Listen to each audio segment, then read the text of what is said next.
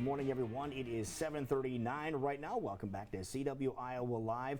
And folks, Stivers Ford Lincoln is downright proud to salute some great organizations in town. And one of the organizations we kind of have a soft spot for, Jackie, happens to do with Courage League Sports. Yeah, Courage League Sports. We're so excited to have Melissa Clark-Worf back in studio with us to kind of remind us of the great work you're doing over in that area in Urbandale, but also a great event coming up this Saturday. Yeah, good morning. Thanks for having us on. Yeah, we have a great event coming up. Courage League is an adaptive recreation facility serving kids and adults with special needs. And how long have you been there? We are now 3.5 years old. Okay. So we're seeing about 1,000 kids through our doors and another 500 adults on a monthly basis with our programs and activities. Yeah, so we have a great event coming up this Saturday called Courage on the Court, and it's a 3-on-3 wheelchair basketball tournament that we're doing.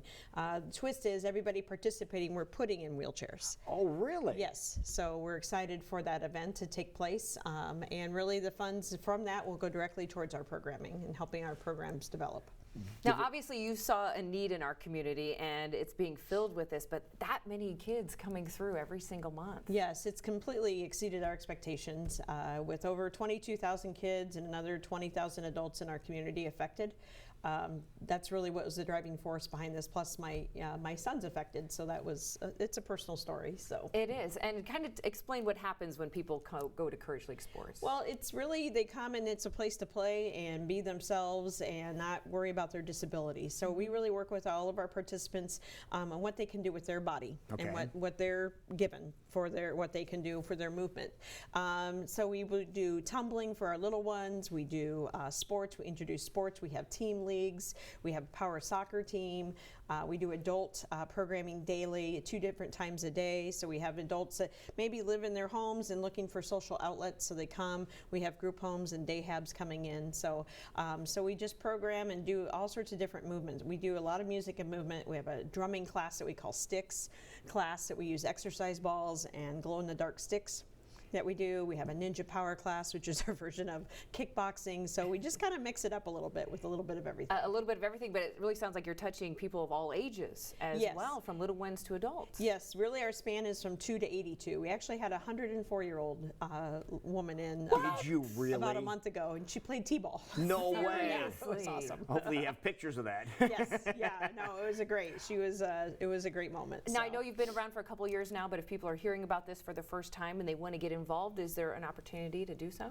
Yes, we all sorts of different ways. If you want to come and use our facility, we're open 6 days a week with programming, and we have a wide variety of over 30-some programs on a weekly basis available. We're always looking for great volunteers, so you can get online and join up and become a volunteer. And really, our volunteers are like being a teammate with somebody. Oh, fun. Now, if somebody wants to get obviously more information on that, go on the website, but if they've never experienced this, what would you tell them? If they say, oh, I don't know if I want to go to a facility like this, what would you tell them? I think the best thing to tell our families is we really just we adapt to your child or adult's needs that they can do. And we go at their pace, not our pace. So we really break things down. We're doing all the typical things that you do with basketball, soccer, skills, but again, we break it down to what they can do. We use technology, we use different equipment, bigger balls, whatever it might be to make them successful. Now, when you first started this, how has it exceeded your expectations? Because I can tell it has. Yes. Well, I think it's just the volumes that we're seeing of families and kids in, and then the wide variety of our programming. I mean, I started it thinking we'll just do sports because that's what Jack wanted, was to do sports and just have an outlet for that. But we now have music programs. We now have fitness programs. The big social piece with this, I think I didn't even, I underestimated that piece of it. How and much of a that's an important piece of the puzzle, isn't it? It is, and so we've even created a thing that we call social stretching. So when we start any class, we get in a circle, say our names, and we might say, okay, what's your favorite superhero? What's your favorite ice cream? Just to get that conversation going and break that barrier down for our participants. Even for some of our kids, it's just hard for them to say their name because they're limited in their ability. So that's a big goal for a lot of our kids that are coming, is just to be able to say their own name and how old they are. those basic things that you take for granted, I guess. But they know they can do it in a safe place, and they're surrounded by a wonderful family of friends. Right. The best comment I get is, thanks for making my gym. I'm at my gym, when they're leaving or coming in at night. So Wonderful. Well, it takes support from our community to keep this going strong as it has been, and there's a great event people can go out to this Saturday. So you gave us the idea of what's happening. 3-on-3 basketball. Everyone's in a wheelchair, no matter your ability, just to make it fun for everybody. But if people want to get involved, where do they need to go, and how can they be a part of it? They can get on our website at courageleaguesports.com or give us a call at our facility and sign up. We're still taking registrations through Wednesday, and we'll be.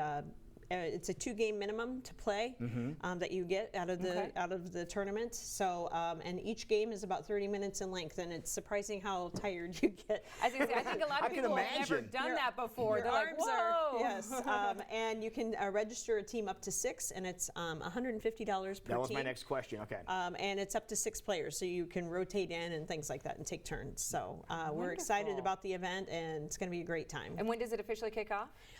Saturday morning, 8 a.m. 8 a.m. Gives you a whole new perspective It on does. what you're trying to do, doesn't it? Yes, and we only use half courts. Okay. And 7-foot hoops. That's a big question we get. Now, are you going to play in the game at all? No, I'm going to kind of just keep things going. Okay, so, you're going to be the organizer, right? Yep, okay, that's the right. referee, So, the head referee. Yes. It'll be a lot of fun. Yes. Well, thank you for doing what you're doing. And it's You have wonderful to changed hear it's going lives. so well. Thank you. Thanks for having us and your continued support. And say hi to Jack for us. We will. Okay.